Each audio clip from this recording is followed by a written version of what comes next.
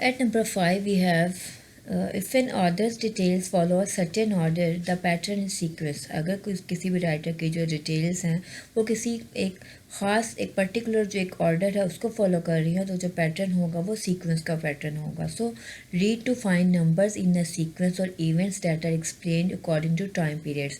अब आपने ऐसे नंबर्स जो सीक्वेंस में आपने ढूंढने की कोशिश करनी है या इवेंट्स में जो कि आपके एक्सप्लेन किए गए हैं अकॉर्डिंग टू टाइम पीरियड्स के टाइम पीरियड जो है वो क्रोनोलॉजिकल उसमें जो ऑर्डर है वो किस तरह से एक फॉलो किया जा रहा है. A sequence is often part of a process specially when the stages of a process occur in a certain order और at specific time.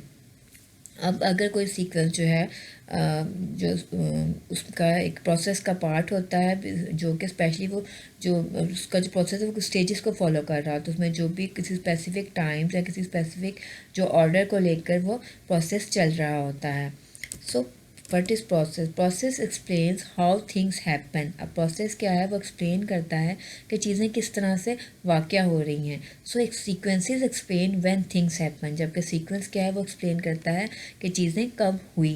So number 6, if we have an author provides an extended meaning of a word or a concept, the pattern is definition. अगर कोई author जो provide करता है आपके किसी भी word की किसी term की further एक extended उसके जो meanings further उसको elaborate करता है उस concept को लेकर तो वो जो pattern होगा वो definition का होगा. So read to find phrases such as the meaning is, can be defined as, and to define. These phrases alert you that a definition follows. अब उसमें इस तरह की जो phrases हैं वो आपको indicate करती हैं कि आगे उसकी जो है definition बताई जा रही है. So an author who brings together more than one organizational pattern in a single explanation is using mixed patterns. अब कुछ तो मैंने आपको बता दिया कि ये टॉपिक्स जो आपके पास हैं जो कि पैटर्न्स हैं हमारे पास 6. इनके अलावा अगर कोई राइटर जो है वो लिखते वक्त ऑर्गेनाइजेशनल पैटर्न में सिर्फ सिंगल जो एक्सप्लेनेशन नहीं करता बल्कि वो मल्टीपल जो है वो पैटर्न यूज़ करता है तो ये हमारे पास क्या होंगे mixed patterns. For example someone might use classification to describe the kinds of students who attend a certain college and then use comparison and contrast to describe the similarities and differences among them. अब इसके लिए मैं आपको exemplify कर सकते हैं कि अगर कुछ राइटर ऐसा कुछ डिस्क्राइब कर रहा है कि कुछ स्टूडेंट्स के बारे में वो उनको को बारे में वो बात कर रहा है उनको क्लासीफाई कर रहा है लाइक उनको ग्रुप्स में वो कर सकता है डिवाइड और फिर उन ग्रुप्स के बीच में वो कंपैरिजन और कंट्रास्ट रखे और जिसमें वो बताएगा उनके सिमिलैरिटीज़ एंड डिफरेंसेस जो हैं वो उनके बीच में क्या हैं. So identifying organisational patterns require slow and careful reading. अगर आपने अब देखना है कि वो क्या पैटर्न फॉलो कर रहा है उसमें डेफिनेशन है कोई प्रोसेस है कोई सीक्वेंस है या कि उसमें कुछ जो है चीज़ें जो है कुछ उसकी एग्जांपल दी जा रही हैं या उसके कॉज एंड इफ़ेक्ट हो रहा है या उसमें कंपेयर या कंट्रास्ट किया जा रहा है तो ये सब जो है उसके ऑर्गेनाइजेशनल पैटर्न्स हैं. तो उसके अकॉर्डिंग जो है आपको उसकी जो रीडिंग को जो इन्फेरेंस आपने उसकी डेवलप करनी होती है. So look for keywords that provide clues to an author's pattern. अब आपने ऐसे कीवर्ड्स को जो फॉलो करना है जो आपके राइटर के पैटर्न को इंडिकेट कर रहे हों.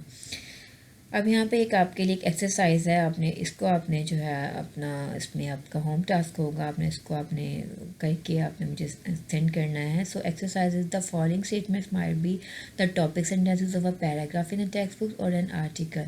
अब ये जो आपको गिवन है टॉपिक सेंटेंसेस भी हो सकते हैं पैराग्राफ में या किसी भी आपके जो है किसी टेक्स्ट बुक में या किसी आर्टिकल में. So a sentence gives you a clear idea of what might follow and each sentence suggests how the details in a paragraph are organized. Read each statement to predict the order or organizational pattern.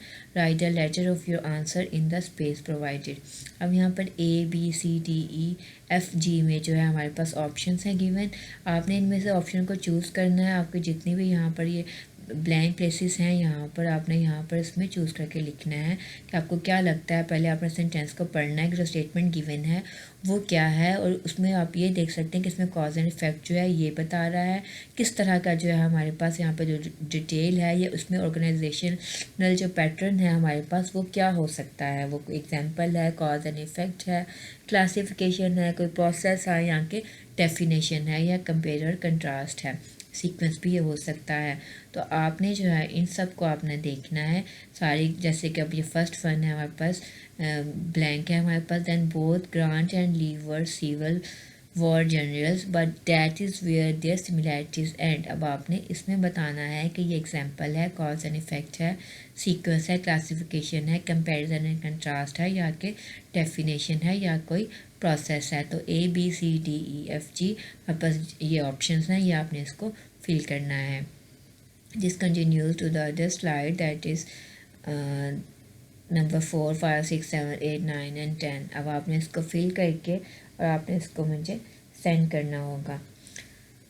So students, आज का जो हमारा topic है, ये हमारी reading जो skills था, उसी टॉपिक को लेकर हमने आज इसको जो है आज कंक्लूड कर दिया है. हमने इसका लास्ट टॉपिक था हमारे पास इन्फेरेंस वाला. इस इन्फेरेंसेस में हमने देखा कि इस टॉपिक में कि हम किस तरह से इन्फेरेंस जो है वो किस तरह से डेवलप करते हैं, और उसके साथ जो हमने देखा कि इसमें जो ऑर्गेनाइजेशनल पैटर्न है उनको हमने कैसे जो समझना होता है, और किस किस टाइप के हमारे पास ऑर्गेनाइजेशनल पैटर्न होते हैं. रीडिंग के दौरान हमें किस तरह से उनको समझना होता है. अगर हमें उसका पता हो कि राइटर जो है उसका ऑर्गेनाइजेशनल पैटर्न जो है वो उसका मेन आइडिया का वो क्या है, तो हम उसको बेहतर तरीके से उसकी जो इन्फ्लुएंस जो है वो डेवलप कर सकते हैं. हमारे पास 6 तरह के, मैंने आपको बताया कि हमारे पास ये टाइप्स होती हैं इसके ऑर्गेनाइजेशनल पैटर्न्स की, और इस टाइप्स को देखकर जो है आपने उसको देखना होता है कि जो राइटर है उसने क्या उसको कन्वे करना चाहा है अपने टेक्स्ट में. Okay students, this was our today's topic. Hope you have understood it well. If you have any problem regarding the lecture, you may text me. और जो भी आपकी असाइनमेंट आपकी है, इसमें एक्सरसाइज जो आपको गिवन है, इसको आपने सॉल्व करके आपने मुझे सेंड बैक करना है. Take care. अल्लाह हाफिज़.